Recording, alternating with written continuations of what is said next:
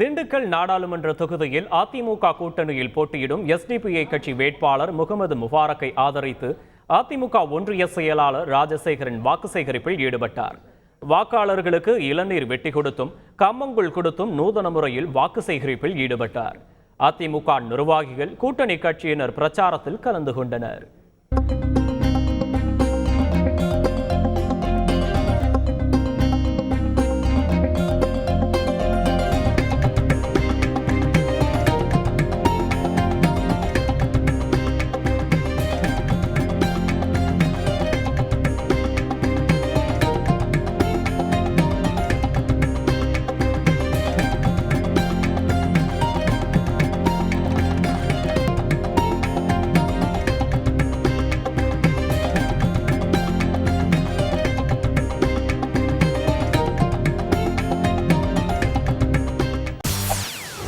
செய்திகளை உடனுக்குடன் தெரிந்து கொள்ள உடனே சப்ஸ்கிரைப் பண்ணுங்க.